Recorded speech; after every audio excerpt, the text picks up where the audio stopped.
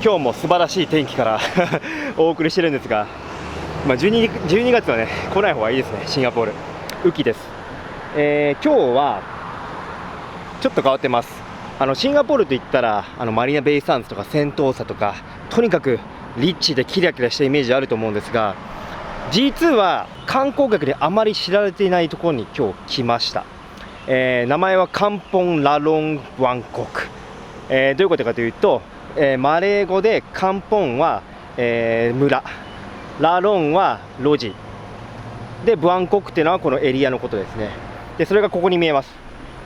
多分森の中からで、ここはシンガポール最後の村っていうふうに言われていて、実際にそうなんですよ。今ね、家庭が30家庭ぐらい住んでるのかな。最後の村です。そこにはね、昔ながらの生活がこの近代的なシンガポールでまだ残ってるって言われてるんで、今日すごくね楽しみにしてきました。中だと思うんですよね。早速入ってみましょう。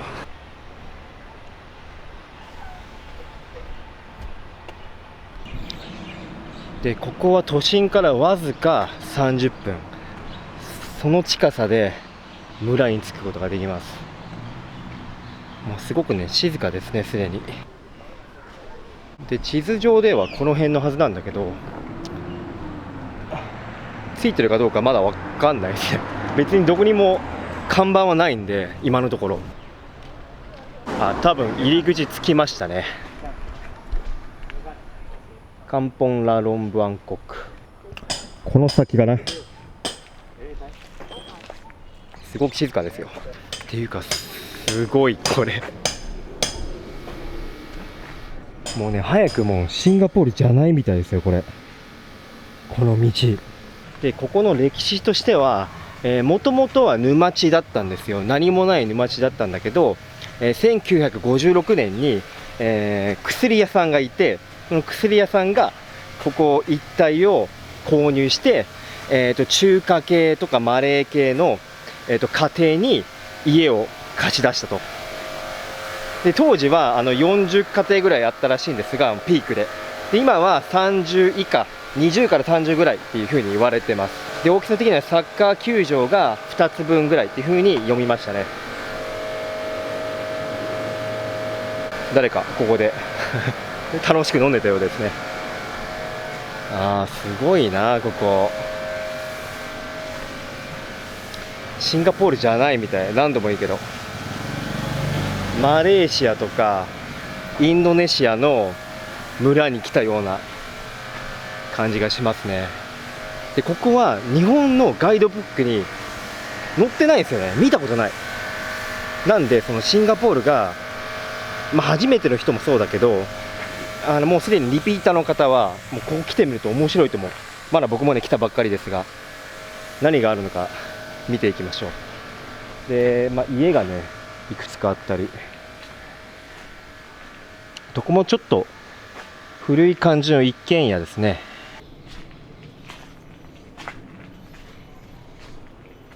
で看板とかも手書きで、一つここ来る方に注意喚起っていうか言いたいことなんですけど、やっぱり現地の人住んでるんで、むやみにプライバシーを侵害するレベルで写真撮影とかするのはやめてください。人住んでるからね。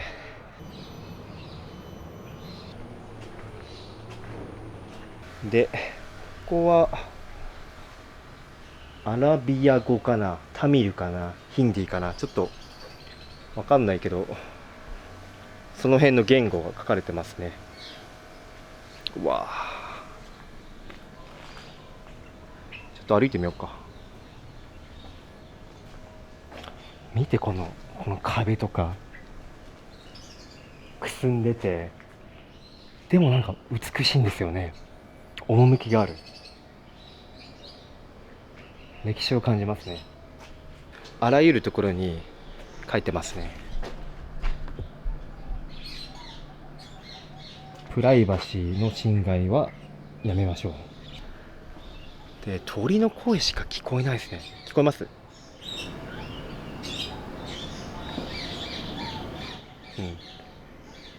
鳥の声が3、4種聞こえますね。都心住んでると、工事の音とか車とかもそうですが、結構騒音がうるさいんですよ、シンガポールって。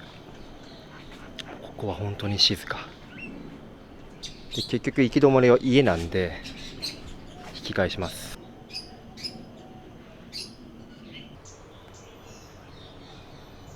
で、目の前には鶏小屋があるね。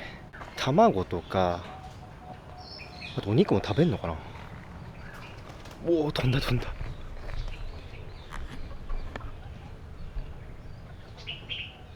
これもシンガポールではほとんど見ないですで、卵が1個あるね、そこに。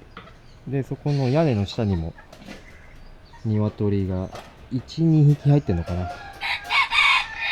自給自足ですね。Hello. Hi. Do you only eat the eggs or do you also eat the meat? Do you eat the chicken? Just the egg. So cute. こんな自給自足の生活してる家があるんですね、シンガポール。結構衝撃ですね。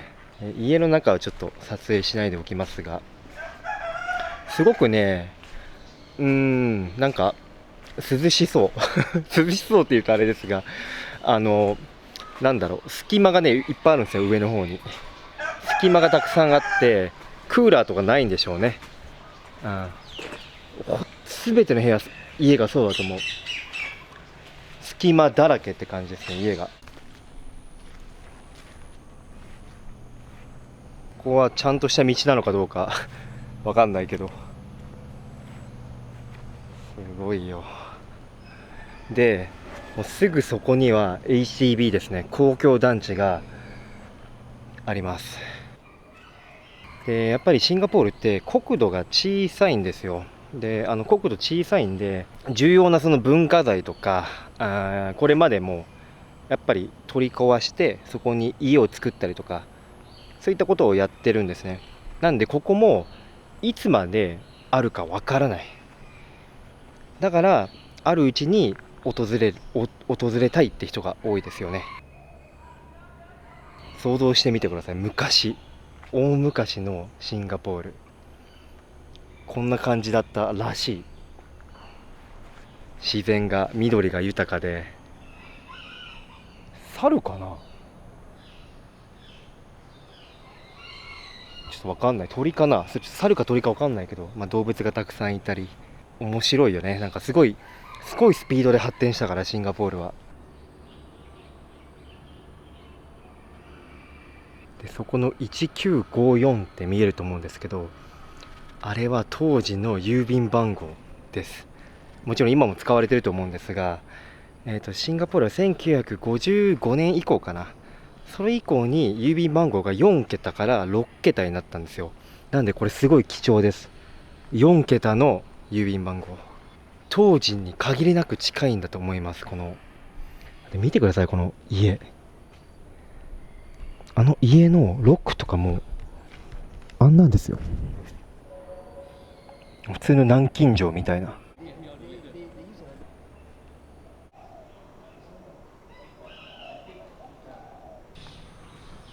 お地蔵さんみたいなの見つけましたね。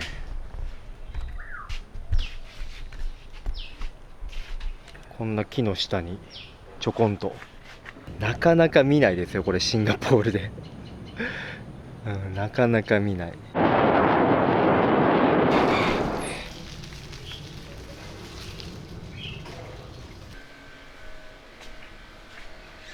こもちゃんとした道なのかわかんないけど歩いてみます。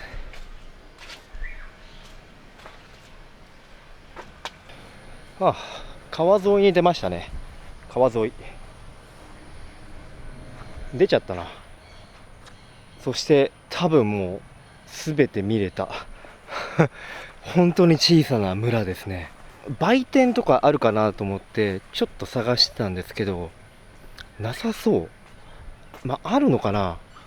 なんか飲み物ね買えたり、レストランとかこの村の中にあるのかなと思ったんですが、あ、猫ちゃんいた、ないのかもしれない。ちょっともうちょっと探しましょうか。もうちょっと。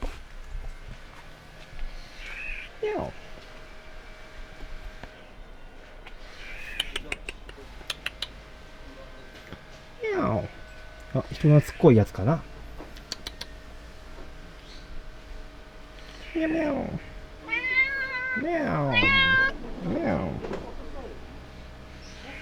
人懐っこい子だ。ミャオ。あの猫ちゃんは多分村のアイドルですねで今飲み物探してるんですが、すごいの見つけた。そんなすごくないかもしれない。ココナッツの木、見えるかな。飲みたいですね、ココナッツでもあれを僕が今よじ登って取ったら問題になりそうなんでやめますが、でね、これがねちょっとレストラン臭いんですよ。ちょっとぽいでしょ。机が1個2個あって、でも人の家かなこれ。ちょっとよくわかんないですね。で村の人にね聞きたいんですが、どんな生活なんだろうっていう、家の内部とかね可能であれば入りたかったりするけど、それは無理だな、多分無理なんでちょっと想像するしかないですが、なんか鶏飼ってたり、ココナッツもなってるし、自給自足ができる、半自給自足とかできんじゃない？多分わかんないけど、あとはねもう周りが発展してるんで、そこでねご飯買えたりスーパー行ったりとかで、今入ったところ戻りましたね。ものの20分ぐらいで、この通りもうあそこには家がずらっとあって、そこには大きな道がある。で飲食店もいっぱいある。ちょっと思ったより早かったけど、今日のシンガポール最後の村ツアーを終わりにしたいなと思います。いくつか思ったんですが、まずインターネットに記事読んでると、その村の人たちは家の前のゲートを開けて開放的だよみたいな、ウェルカムだよ、そんなにセキュリティとか気にしてないよっていう風に記事を読んだんですが、結構ゲート閉まってる家が多かった印象で、それはやっぱり例えばその記事公開時点から何年か経ってちょっと観光地みたいになって観光客が押し寄せちゃったからそうなってるのかもなと思いました。来る人はぜひあんまりね写真、家の中の写真バシャバシャ撮ったりとか、もちろんゴミ捨てるのもそうですけど、できるだけ住民をリスペクトするのがいいのかなと思いました。本当に面白かったですよ。シンガポールじゃないみたい。昔ながらの生活が垣間見えましたね。これから家帰って編集です。最後までありがとうございました。次はどこに行くかまだ未定ですが、まだまだねシンガポールにはディープスポットいっぱいあるんで、ぜひチャンネル登録お願いします。さよなら。